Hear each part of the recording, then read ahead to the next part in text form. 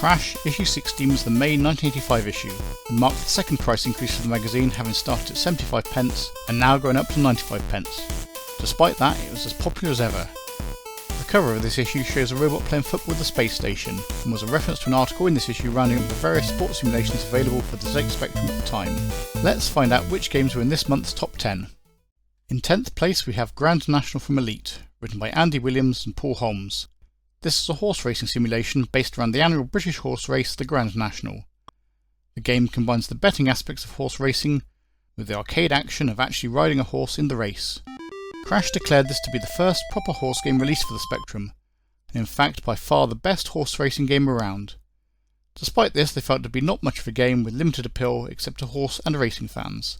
They found the graphics good and the keyboard play responsive but tiring. They felt it unrealistic you have to keep whipping the horse to get it to move. Overall, they gave this game 79%. I'm not overly enthralled by this game. No matter how fast you're going, the slow movement of the track just makes this game feel snail-paced. It doesn't really do a good job of capturing the excitement of horse racing, so not a game I'd go out of my way to play. In 9th place we have the first game for a while from Quicksilver. This is Mighty Majis, written by Neil Pawson. Mighty Majis is an arcade Dungeons & Dragons game set in the Rising Sun Temple. Your aim is to descend the depths to confront your arch-enemy, the dragon Froggy the Fierce. Crash described Mighty Majis as one of the more complex platform games they'd played for a while, and somewhat like an enhanced Jet Set Willy. They liked the attention to detail and found it moderately addictive. They described it as having reasonable but small graphics and generally poor sound. They gave this a score of 82%. This game puts me somewhat in mind of Majis Alchemist from issue 2, but nowhere near as graphically attractive as that game. The greens and yellows are not a great colour scheme, and there are just too many seemingly random deaths for this game to be greatly enjoyable. In 8th place is Super Chess 3.5 from CP Software, written by Chris Whittington. This was a follow-up to their earlier Super Chess 3. As the title suggests, this is a computer version of chess, but with the additional feature that you can set up the board with a specific position and get the computer to analyse the best moves. Crash said that this is without doubt one of the best implementations of chess that they had come across. They liked the fact that the program is geared to help the novice with facilities to suggest moves to the player. They summarised it as being well thought out and easy to use, and gave it a score of 85%. Chess is a timeless game, and this Spectrum version is as playable as any other. The game has a good way of setting the difficulty by limiting the average time the computer has to make a move, and the level of detail the computer goes into when determining its analysis is good. Perhaps one of the best versions available for the Spectrum at this point, although still somewhat basic in presentation.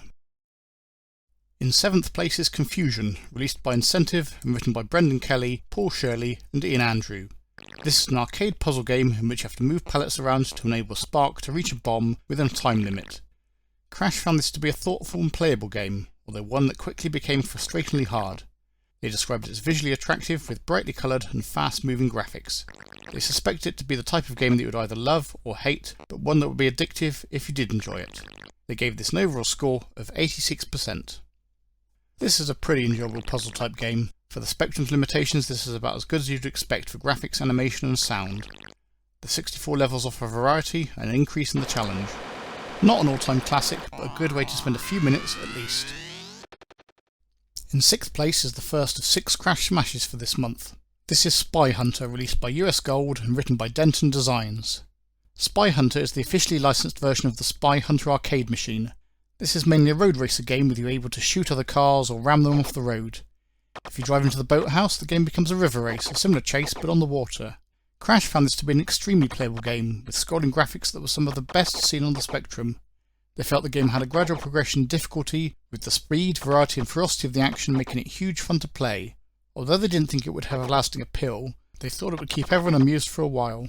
They gave this an overall score of 89% and a Crash smash. This was a game I played many times back in the day. Although the Commodore 64 version may be more memorable for the graphics and sound, US Gold did a fine job with the Spectrum version. It's just such a playable game even today, with colour used well and in a way that avoids colour clash, and varied gameplay in both car and boat through a number of different landscapes. A game I would still recommend even today. We have 2 games in joint 4th place this time. The first is World Series Baseball. This was published by Imagine, although by this point the brand name had been taken over by Ocean, and was written by Ian Morrison, David Anderson and David Thorpe. As the name suggests, this is a simulation of the sport of baseball. Crash were impressed by the excellent graphics, finding that the screen layout really gives the atmosphere of a big game.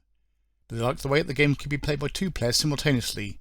They found that the addictive qualities of the game built up slowly, and thought you may be hooked the longer you play it. They gave the game an overall score of 91% and a crash smash. Although not quite as exciting or interesting to play as Match Point or Match Day, it's a very well done version for the time. The animation of the pitching, the detail on the stadium, the products advertised and the half-time cheerleaders all add up to make this a very well polished game. I don't know how much I'll return to it now, but for a baseball fan this would have been a worthwhile buy at the time. Also in 4th place is Bruce Lee, published by US Gold but written by Ocean. This is a platform game based around the kung fu action hero Bruce Lee, with an oriental theme to the graphics. The game allows you to compete against the computer, or against another player, with the other player either taking the role of Bruce's antagonist, or both players taking turns to be Bruce. Crash found this to be one of the best action-packed animated games on the market. They described the graphics as detailed, lively and good-looking. They liked the way Bruce could punch, kick or duck his opponents, and the gradual progression in difficulty. One reviewer said that the novelty of the game hadn't worn off, even after they completed it. They gave the game 91% and a crash smash. This was a game I played frequently back in the day. Unusually for a lot of Spectrum games it's pretty easy, and one I completed many times. It's a basic platformer but it definitely has a charm to it. The fact that it's not that difficult makes it very enjoyable to play, and although I've not played it for 40 years or so, it's a game I've enjoyed revisiting. In joint second place is Emerald Isle, released by Level 9 and written by Pete Austin with Sean Abbott and James Horsler. In this game you're a pilot who has left their plane on a parachute and is stuck on the Emerald Isle. You have to escape by becoming the ruler of this island. Crash found the game to run smoothly, oiled by an exceptionally friendly vocabulary. They were impressed by the way that the game would generally understand abbreviations for words. They liked the graphics, although felt there was some repetitiveness to them. They summarised the game as one which takes all the best aspects of adventuring and moulds them into a huge detailed story which will have you engrossed for hours. Crash gave this 9 out of 10 and a crash smash. Taking the average scores as a percentage gives 92%. For a level 9 game I was unimpressed by this. The game starts badly. It puts you in a precarious situation with imminent death, starts you on a guess the word puzzle, and does not have good responses to any of the reasonable actions. The pictures are generally of a poor standard, though at least you can turn them off, and the text uses the standard Spectrum character set. Whilst it seems to have an expansive and detailed world once you get into the game, this just doesn't feel of the same standard of some of Level 9's previous games. Also in second place is Dragon Talk from Houston Consultants, written by Steve Turner. This game is also known as Dragon Talk of Avalon, and as the name suggests, it's a follow-up to Avalon reviewed in issue 10. In this game you have to seek out and find 5 crowns to prevent Morag the Shapeshifter from getting hold of the Dragon Talk. Crash said that although the graphics and method of play may be the same as Avalon, the challenge and the puzzles are what makes it. They found it much more involved than Avalon, but tough. They commented on the flick of the graphics, although they found it to be less noticeable once you get used to it. They rated this Steve Turner's best game yet, exciting, challenging and highly addictive. They gave this a score of 92% and a crash smash.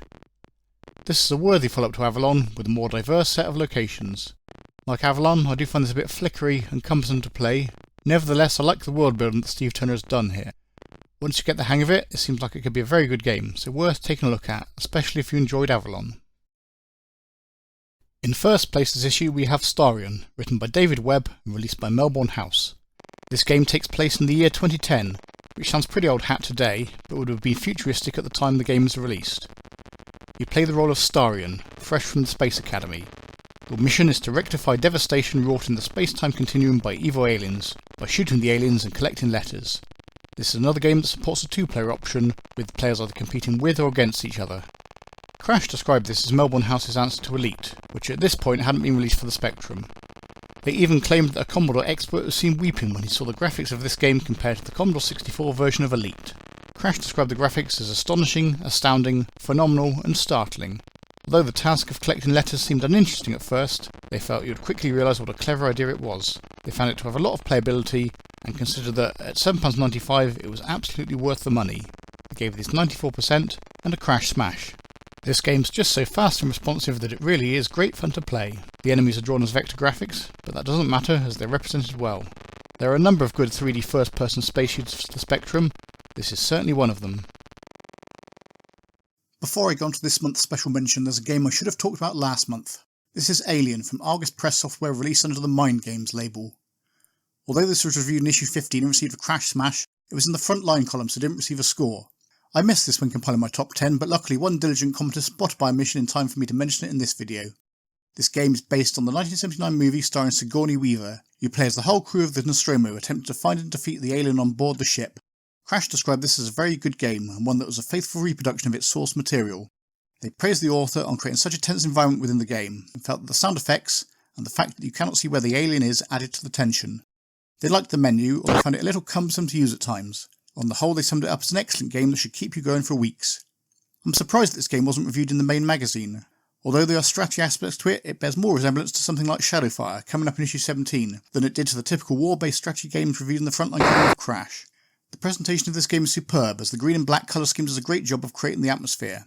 An initial challenge is telling the different parts of the ship apart, as, although there's an index of places, they all look similar on the main game display. This is a game I'd recommend for fans of the film, strategy fans, or even just gamers that like games with a bit of thought required. My special mention for this month is Chaos, a game that just missed the top 10 by 1 percentage point. Chaos was published by Games Workshop and written by Julian Gollop. Although reviewed in the adventure section of Crash, this is not an adventure game, rather it's more of a fantasy-based strategy. There are between 2 and 8 wizards, any of which can be controlled by a person or by the computer. The wizards compete in a battle of spells until only one is left standing. Crash found this to be an attractively designed game with a super clear and large character set that was a million miles from that of the Spectrum. They described the graphics as very pleasing and the sounds as thick and throaty. They found the game easy to play once you get into it, and it to be a game of real substance. Being reviewed in the adventure column, this was given 8 out of 10.